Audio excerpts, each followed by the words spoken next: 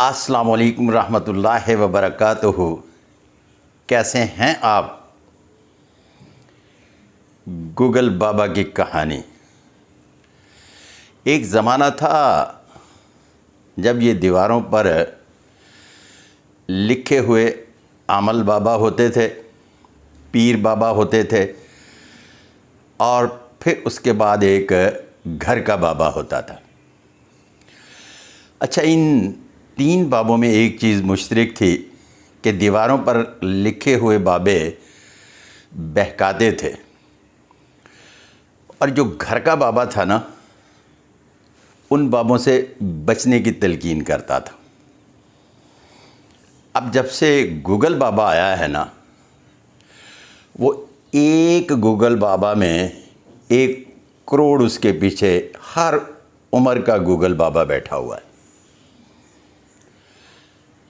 अब आपके सवाल जो उस ज़माने कदीम का बाबा दिया करता था, इस दौर का जो हर उम्र का बाबा है, वो सिर्फ़ एक टच की दूरी पे है। आप सवाल लिखते हैं तो वो आपके सवालों का जवाब देता है।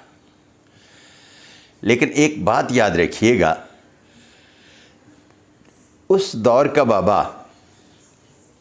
अपने तजुर्बे की बुनियाद पर हर सवाल का जवाब देता था,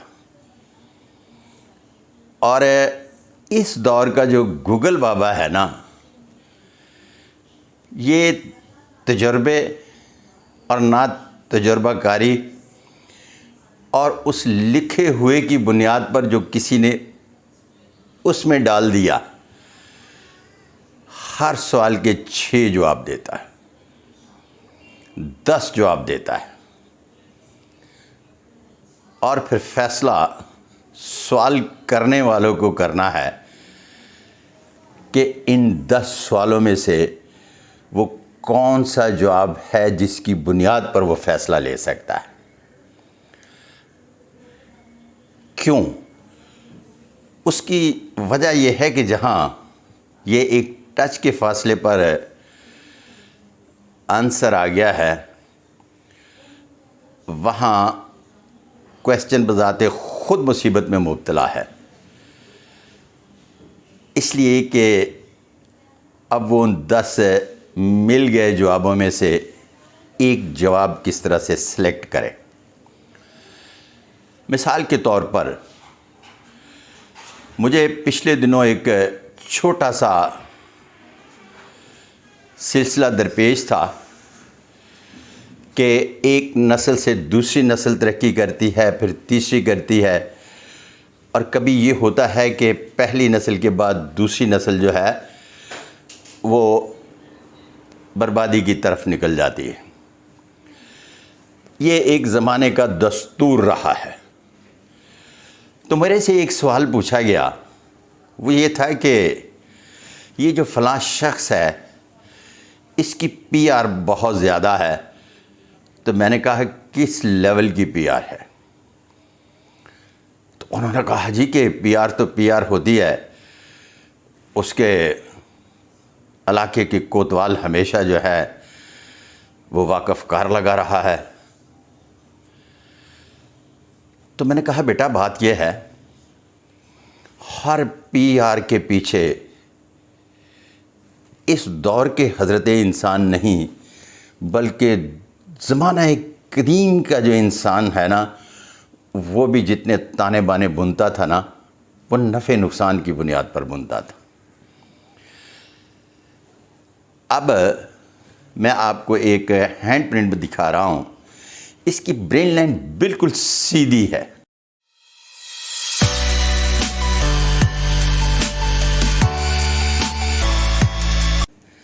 और मुकम्मल सीधी ब्रेन लाइन वाले जितने भी ताने बाने बुनते हैं ना, वो सारे के सारे नफ़े नुकसान की बुनियाद पर बुनते हैं।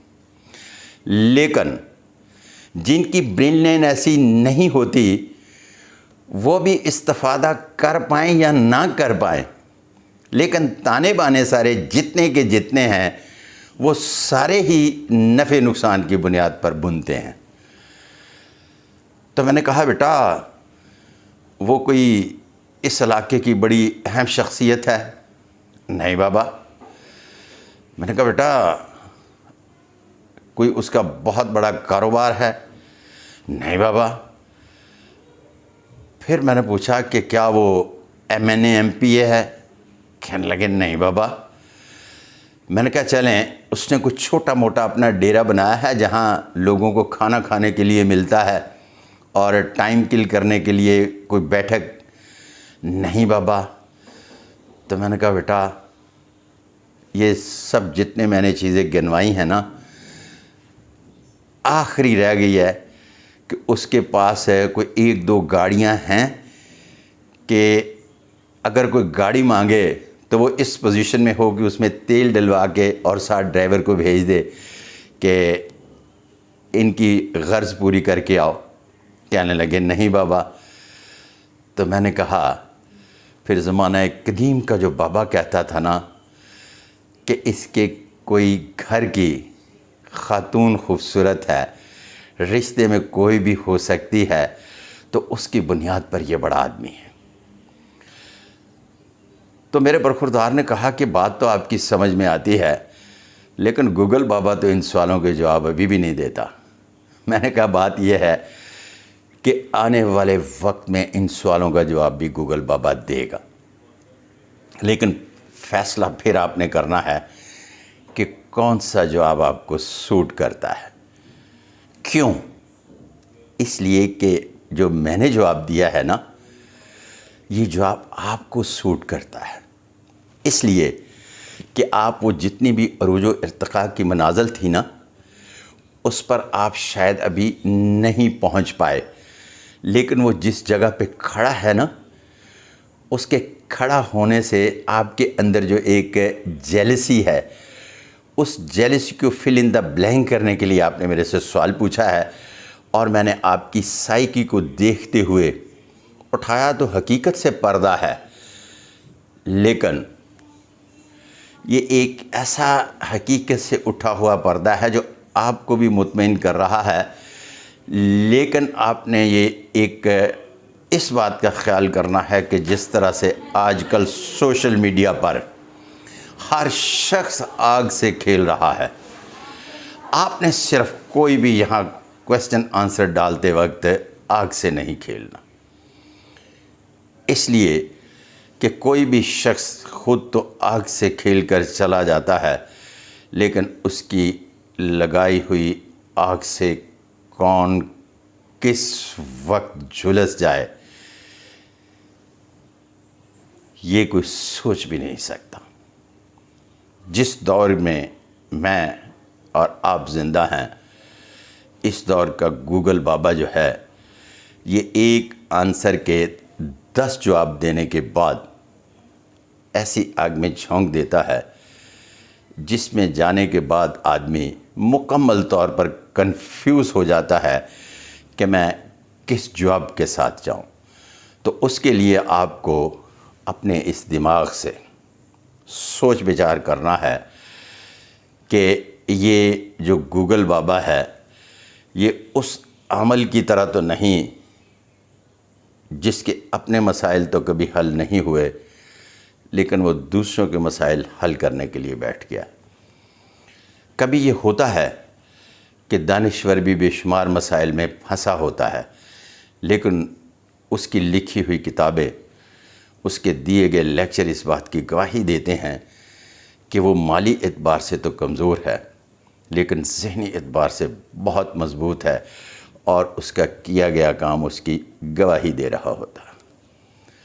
आज मैंने बस आपसे एक छोटी सी बात करना थी कि ये जो नफ़े नुकसान की बुनियाद पर हज़रत इंसान के अंदर हिस्स पाई जाती है, किसी में 10% है, किसी में 40% है, किसी में 50% है, और किसी में 100% है। और ये जो मैं फिर दोबारा आखिर में हैंड प्रिंट दिखा रहा हूँ,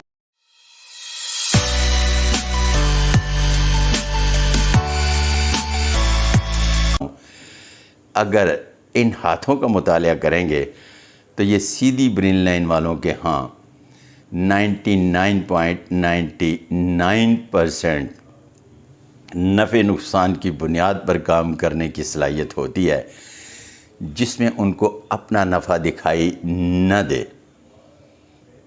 वो कभी नहीं करते।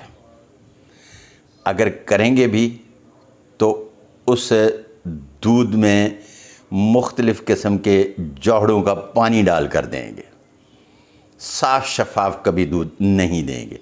वल्लाह आलिम बिस्सवाब। इसके साथ ही अपने मेज़बान सादिक महमूद मलिक को अगली वीडियो तक इजाज़त। अल्लाह हाफ़िज़।